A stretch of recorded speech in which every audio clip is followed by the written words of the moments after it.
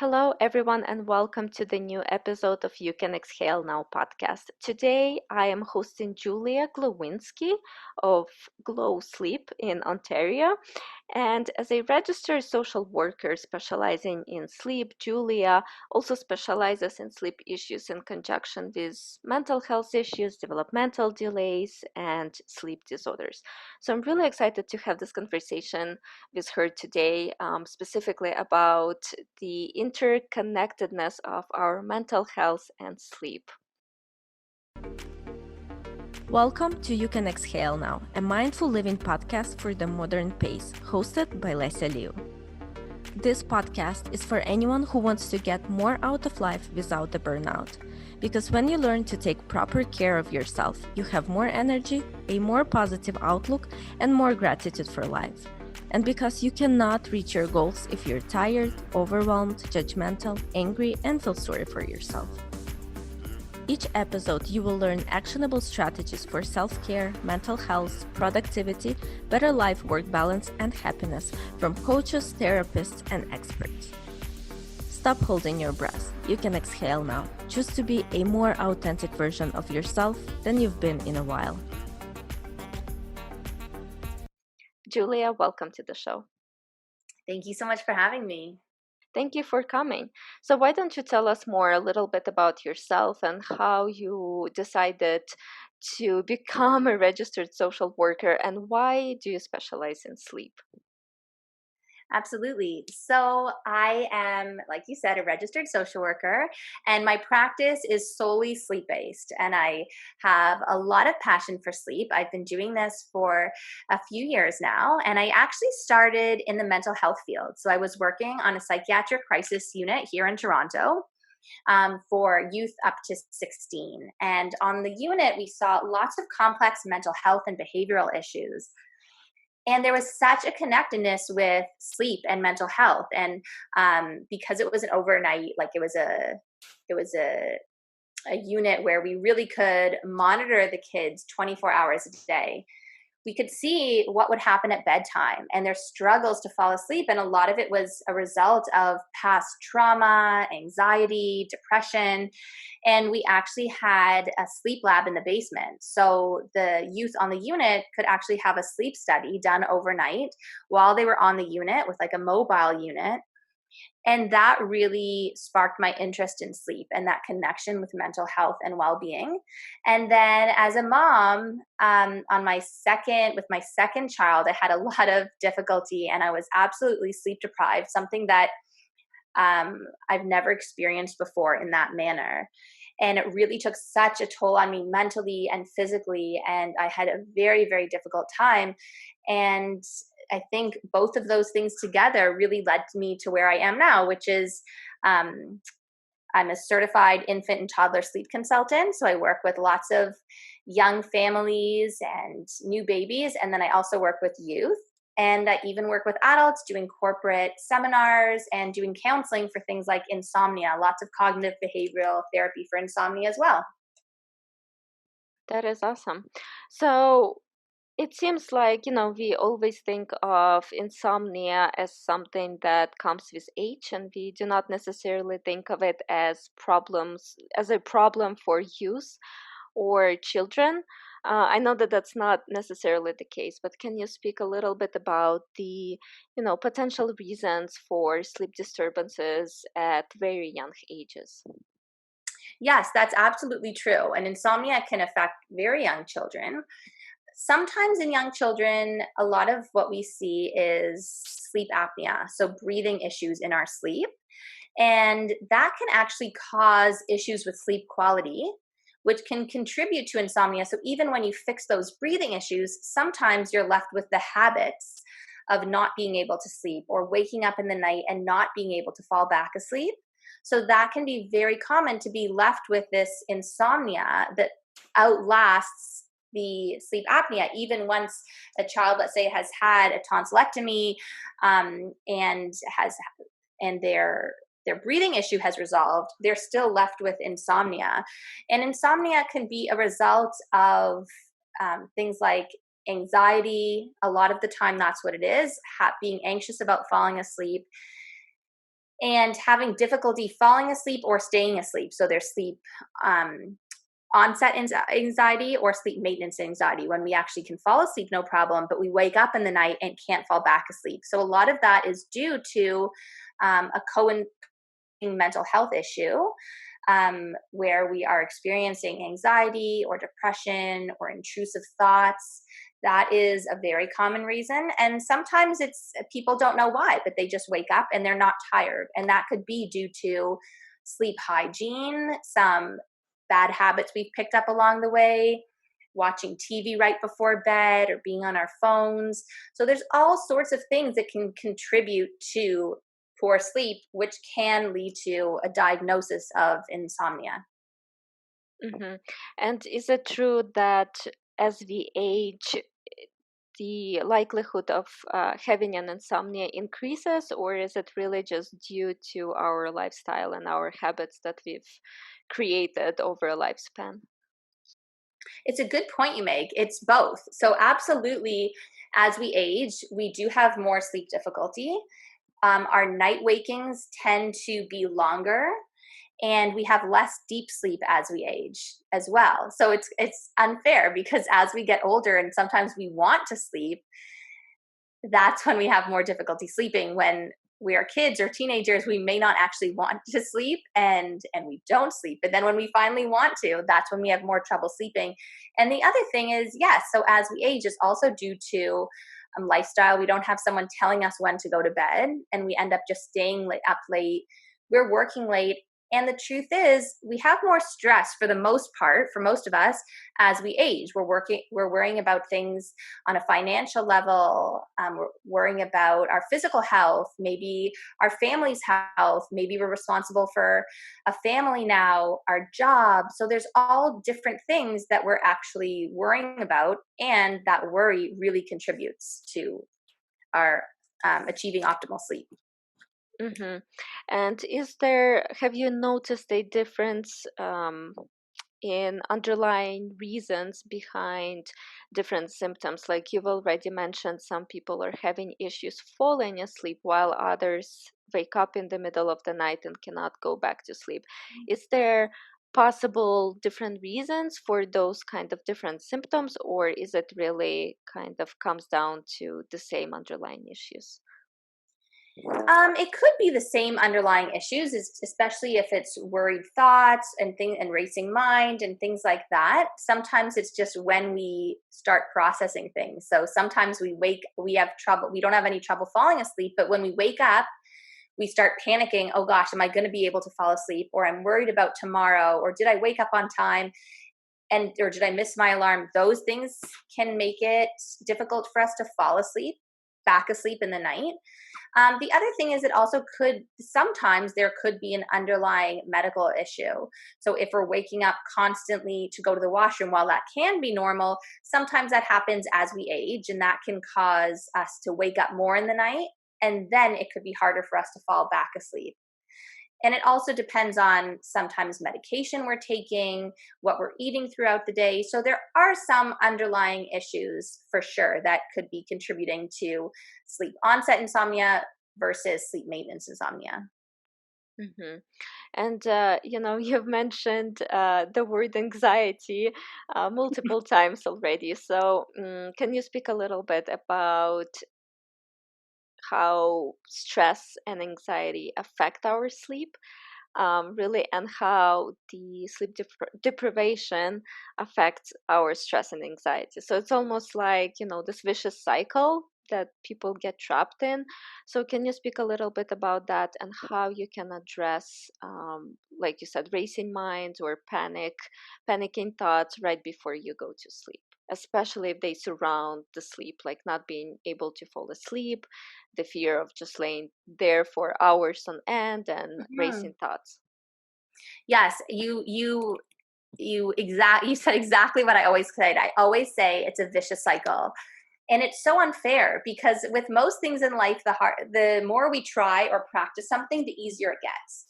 And with sleep, if we're changing our lifestyle and we're using certain strategies, yes, it can get easier. But if we're solely just trying to go to sleep and we really, really want to, it doesn't always work like that because we're putting more pressure on ourselves.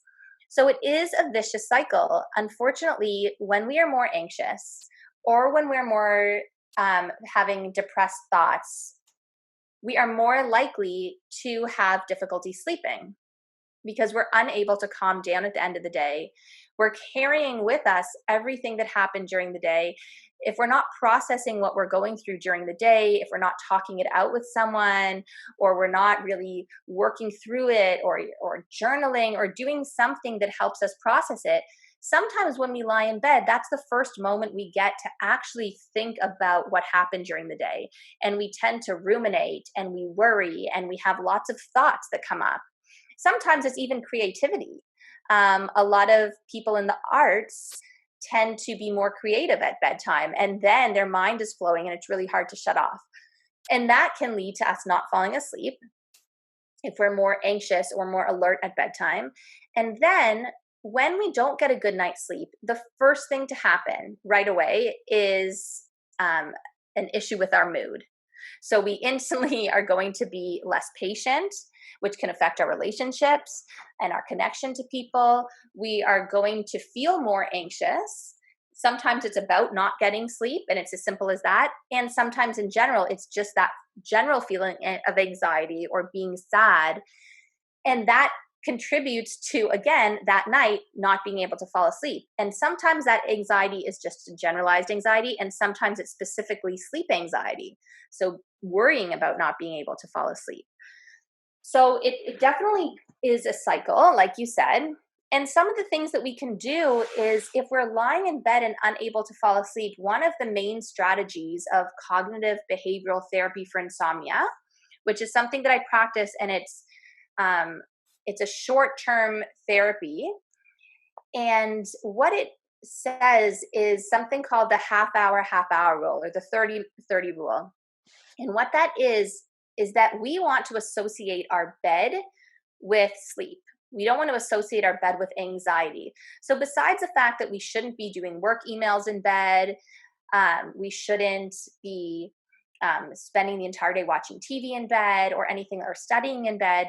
Besides that, we actually don't want to spend a lot of time trying to fall asleep or being awake in the night in our bed. So if you've been lying in bed for about 20 to 30 minutes and you can't fall asleep, and I don't want people to be staring at their watch, but if it's been around 20 to 30 minutes, what we want to do is get up, go to a different room if we can. If not, we just want to get out of bed. Let's say we're in a studio apartment, or we're in a dorm room. Go to your desk, go to a different area, do something for 20 to 30 minutes that's calming for you. And only after that time, once you're drowsy and feel like you can fall asleep again, then you go back to your bed and try again. And you repeat that if necessary. So the idea is that we don't want to be lying awake for hours in our bed, and then our bed becomes associated with anxiety instead of being associated with sleep. That's an interesting approach. So, what other, would you recommend any kind of evening routines that became popular in the last couple of years, like journaling or meditation or listening to calm music? Do any of those really have positive, significant effects on how fast we fall asleep and how relaxed we are, or is it more just a hoax? It's absolutely true. But I would say it really depends on you. So what's right for someone may not necessarily work for you. For example, some people really find it calming to do yoga before bed, or to stretch, or listen to soft music, do meditation, like you said, to journal.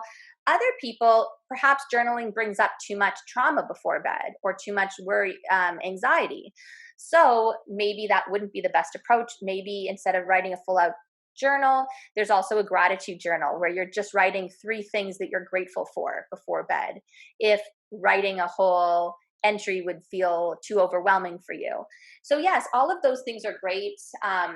Essential oils and lavender and having chamomile tea, all of these things, if they feel calming to you, then they're amazing. And that's what we want to continue. But the most important thing is having a consistent routine full of like several rituals before bed.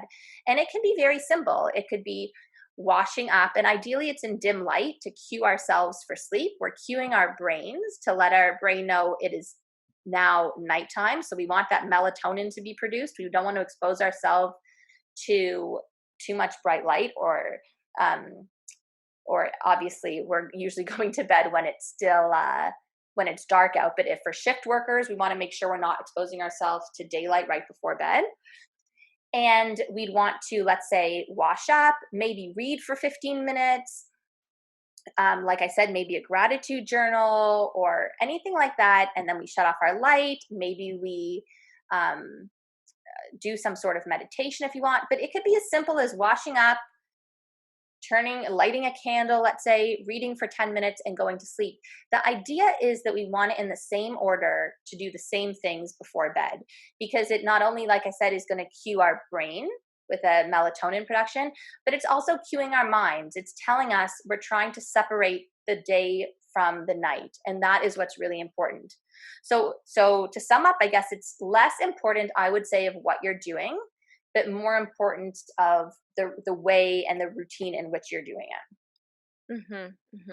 And you've mentioned traumas, and I think this is a big topic, in the community right now, that not all traumas are created equal, and in a lot of ways we're all carrying around some kind of trauma, even if we consider it minor or we do not consider it trauma in the first place. But I'm sure there are lots of people who experience sleep issues and sleep disturbances because of trauma. Maybe they don't necessarily have PTSD, but what would you suggest for somebody who thinks that they had traumatic experiences and maybe as a result of that, those thoughts are keeping them up at night? I would say what's really important is to try and speak with a professional about processing that during the day, because we don't want to take it into the night with us. So that would be really important. Another thing that we can try is, and that I don't want to make that to, like, I don't want to what's the word, and not put emphasis on that, because that is very much a really important piece, and to really work through that trauma is so important. And there's so many amazing therapists who specialize in trauma. When we're trying to fall asleep and there's something that is affecting us due to a trauma, if the trauma is related to the nighttime or bedtime or being in a bed or something like that, then I would try and shift your sleep environment so that it is as different as possible. Having a little bit of a light on, which I usually wouldn't suggest, but if there was a traumatic issue around bedtime or something like that, that is something that we want to do.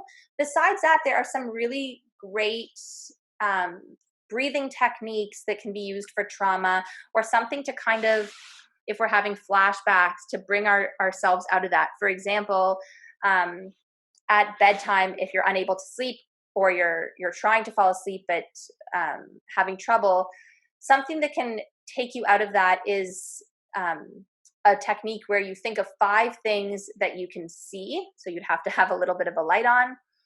4 things that you can hear, or 4 things that you can touch, 3 things that you can hear, 2 things that you can smell, and 1 thing that you can taste. So you'd kind of try and go through all of your senses, and that can bring you out of the moment. Another thing that is really helpful is, if, like I said, you do have a light on, let's say you've tried to leave the room and take some space in that 30-30 rule, you can pick a color. And I love this one. I think it's really effective. And it takes us out of the moment, because we're instantly shifting our focus to something else. So let's say you think of red, and you look around the room and you try to find 5 things that are red. And if you're still feeling like having those flashbacks and you're still feeling really anxious, you pick another color and you go through that color. And it instantly shifts your thought to something else. And that can be really effective for trauma. That's great advice. So, it's not a secret anymore that our night and our day is really interconnected, and whether we sleep at night or not really affects our day-to-day, our cognitive functioning, our physical well-being. Can you speak a little bit to the science of why sleep plays such an important day in our day performance? Absolutely. So there's so much going on when we sleep, and there's different stages of our sleep. We go through we go through multiple sleep cycles when we're sleeping, and there's important parts of each cycle that we're going through. So while we're sleeping, we are processing our emotions. And that means that every time we think of something, we don't have to necessarily go through it and feel those emotions so strongly every time we think of them during the day. They're being processed overnight. We are also determining while we sleep what information is being left behind and discarded and what information is being put in long-term memory. So in a sense, we're sleeping to remember and we're sleeping to forget. We're also working on boosting our immune system, which is so important, especially now during COVID, but in general, it's so important for our immune system. And that's why when we don't get enough sleep, we're more likely to have a diagnosis of cancer. We're more likely to have a diagnosis of diabetes. We're more likely to be obese. We there's a higher rate of heart attacks, irregular heartbeat, stroke. So there's so many physical health issues related to being sleep deprived and not getting that good sleep. On top of that, we are more likely to be diagnosed with a mental health issue or be in psychiatric crisis. And in general, we're also less productive at work. So our decision-making skills are poorer. We are not as creative. In fact, in Canada alone, we spend $21 billion due to loss of productivity because of sleep deprivation. And I think in the US, I believe it's much higher. It's at least 3 times as high of how much money is being spent due to loss of productivity. And that's why workplaces are so interested in trying to work to get their employees to sleep better as well. But we are more likely to have a car accident. Our reaction time is slower. There's more medical errors. Over 100,000 medical errors can be attributed to sleep deprivation amongst doctors and nurses. So it impacts every single part of our life. It impacts our relationships as well. And there's so many different processes that are happening overnight that even help, for example, for athletes, are in certain parts. So it would be what's happening is our blood is rushing from our brain to our muscles. So it's replenishing our muscular energy as well. So it's helping us heal from injury and it's preventing injury. So there's so many different aspects and different important functions that are happening while we sleep that people don't really take into account when they're deciding to stay up late and for an extra couple hours and binge watch Netflix or something like that. And, kind of tagging on that last part, is there really such thing, do people really differ from each other in terms of being night owls versus morning larks? Or is it just, again, just kind of myth that circulates around? So do different people really have different sleep needs and they really require different sleeping habits and schedules, or are we really all the same at the end of the day? It's absolutely true. We really do have different circadian rhythms. Everyone's is a little bit different, but there definitely are people who are night owls and other people who are larks, who are morning people. And a lot of that can be contributed to obviously things like shift work if we're working nights versus days, but it also can be contributed to having a concussion sometimes. So a concussion can shift your circadian rhythm, which is your internal body clock. And then we'd have something called phase delay, where we're going to bed later and waking up later, kind of like teenagers. And that's a real thing. Our circadian rhythm shifts in our teenage years so that we actually are wanting to go to bed later and wake up later. Sometimes a concussion can even cause something called phase advance, where our melatonin is produced too early and we get tired around 6 or 7 or 8 p.m. and we wake up at 5 a.m. or 4 a.m. So both things can happen, but it definitely, some of us are wired to wake up earlier and some later. We can try and shift our circadian rhythm though. And that is something that I work with a lot of people on, trying to get people to sleep in later in the morning, especially little kids. And that has a lot to do with light. So making sure that we are not eating when we should be sleeping and making sure we're not being exposed to light when we should be sleeping. And that's something really important for when we're jet lagged as well. Because if we go across the world and we're in a different time zone, and we're in our new time zone, it's 2 a.m., but back home it's daytime, we want to make sure that even if we're awake and can't sleep, we're keeping ourselves in as much darkness as possible, and we're trying not to eat too much because we're trying to tell our body what is day and what is night. And so, you said that teenagers, for example, have a little bit different circadian rhythm, but I know one of your special areas of expertise are kids and infants, and like you've already mentioned at the very beginning, new mothers do not get enough of sleep. So can you speak a little bit about that on two levels? First of all, um, what kind of negative effects are happening if the newborn doesn't sleep the way they're supposed to sleep, and how does that affect new mothers, and how we can address those, I guess, for both mothers and the child. How can you find a new schedule that works for everyone? Yes. So I think what's really important to remember um, for young babies is that, yes, sleep is really important for them. It's so important for them, for their development and for their mood and for their growth. But we often don't take into account the effect on the mom. And it's not just that moms are tired, or dads, sorry, dads too. It's not just that parents are tired, it's that they're actually sleep deprived. And sleep deprivation is a form of torture. And like we've mentioned so much, it plays a huge impact on our mental health. And it can also impact our attachment, our connection with our baby. If we are not doing well, our baby might not be doing well. So it's one of those things. I always think it's like putting on your oxygen mask first. We really have to take care of ourselves to make sure we can also take care of our baby.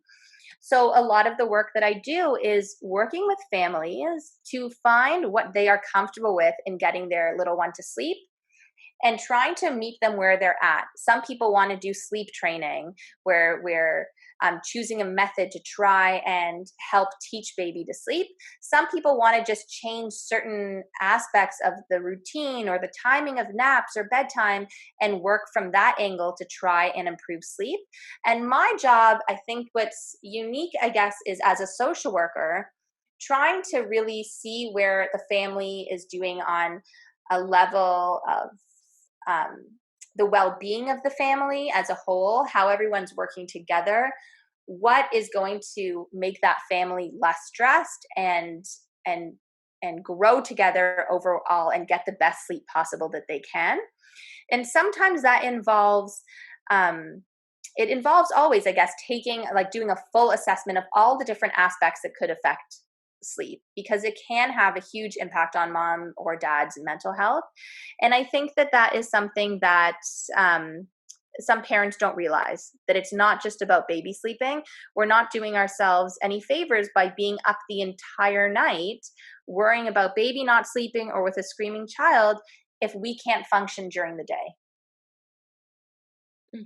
Yeah, and I think, new baby is such a beautiful and important life event in the life of anyone, right? And yet, I think sleep deprivation always has this like very negative effects on that time of our lives that are supposed to be one of the best.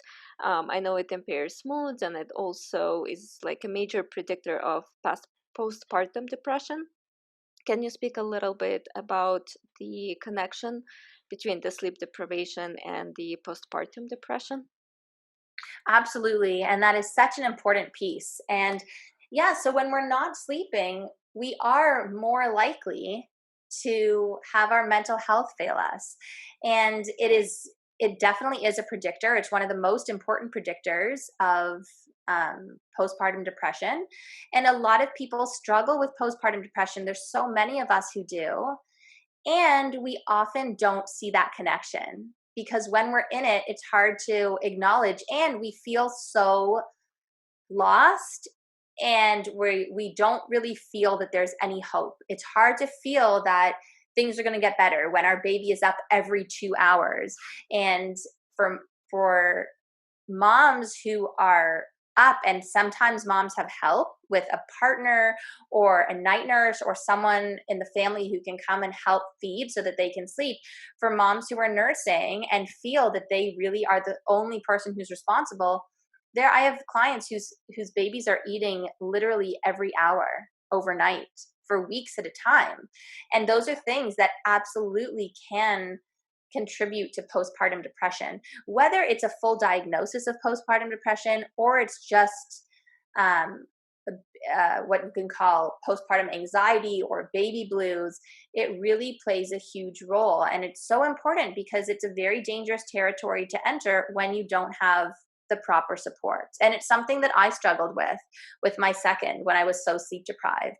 And it's a very real thing. And I think that's something that I'm really, really passionate about, is trying to make that change and give people hope that there's a way out. There is something that we can try and work on to get baby sleeping, because baby doesn't need to be eating every hour. There's something that we can try and work on: the scheduling, the environment, how they're falling asleep, when they're falling asleep, when they're eating. There's something that we can do that that that we can make positive change.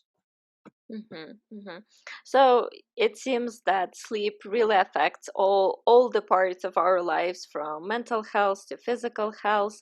So is there really a merit in the saying "sleep on it"? When we are faced with tough decisions or we are unsure on how to proceed in our life the next day, uh, does it really work to just sleep on it? What a great question. Yes, it really does, because we're processing so much when we sleep, and we're waking up with a clear head, hopefully if we've slept well, and a clear mind, and we're able to reset ourselves. Tomorrow's a new day, and we hope to wake up and feel that way, and we really are able to process things differently. We're taking a break, and again, like I said, we're separating that day from nighttime, and therefore we're separating one day from the next. It's like a whole new beginning where we can try and reset. And I think that's really a good point. It's a really valid way of looking at things, that we can sleep on it and reset ourselves. hmm So I know, thankfully, the conversation has shifted dramatically in the last couple of years, but um, it was always like a badge of honor when we would work late or we would be on call 24/7, or it was always like badge of honor that we slept 4 hours a night and now we're chugging coffee in gallons and stuff like that. So thank God this shift has begun, uh, Yeah. in corporate culture especially. But can you speak a little bit about how we can continue to make this shift in corporate culture, in our personal connections with other people? How can we really make it as clear as possible that sleep and mental health are so interconnected, and that getting a good night's sleep is actually one of the best boosters of productivity and mental clarity and all the good things that come associated with quality sleep at night? Yes, and I love that. And I think corporations are really starting to take notice, especially from the productivity piece and the missed work and the illness that can ensue if we're not having enough sleep. Um, and a lot of corporations are putting things in place. A lot of forward-thinking companies have nap areas, which is amazing, a little nap pods. There are rules that you have to take vacation, like you need your rest. There are rules that emails don't get sent out after a certain hour, which I think is fantastic because there's so much pressure. If someone's sending an email out late, you feel, oh gosh, everyone's working, so I need to send it out late too. So I think one of the ways that we can be leaders in this area and really try and create a healthy environment for employees as businesses would be to try and put those things in place. Now, not everyone is going to be able to have like a nap at work or those types of things, but definitely hours that emails are sent out. I think that if you can always schedule. So if someone wants to work late, they can schedule that the email's only sent in the morning to create a better, a culture that's more interested in health and wellness. A lot of people are doing more initiatives. So I speak to a lot of companies and they're inviting sleep experts in to talk to people about how to get better sleep. And I think it's about really trying to make sure that the environment you are creating for employees is not about trying to get people to pull all-nighters and stay up all night and do work, but really working well, working hard while they're at work, and then taking time off and taking time to focus on their health. I couldn't agree more. Julia, thank you so much for this conversation. I think we've gotten so much great insight into mental health and sleep and the importance of sleep in our day-to-day performance. So I thank you very much for this episode. Thank you so much for having me.